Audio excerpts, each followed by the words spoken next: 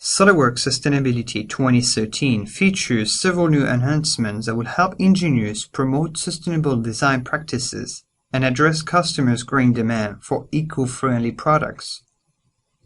This storage box, for example, is made exclusively of plastic using an injection molding process.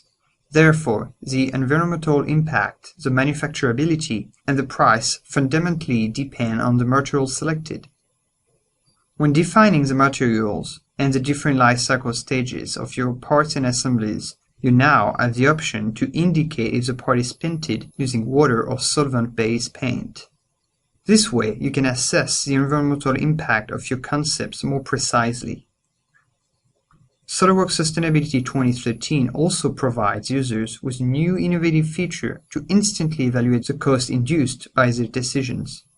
In addition to traditional environmental factors, such as a carbon footprint or energy consumptions, the financial impact factor has been added to provide a general understanding of the relative financial impact associated with material choices. This lets you find the most sustainable option while making sure you don't jeopardize your economic feasibility of the project. And it is based on custom properties that can be overwritten to match companies' material pricing information. You now also have the ability to quickly change the methodology used for the LCA calculation.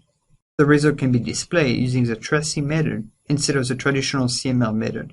Finally, you can generate a sustainability report or even export the results into different formats to be used by other programs like the Gabi Lifecycle Assessment software.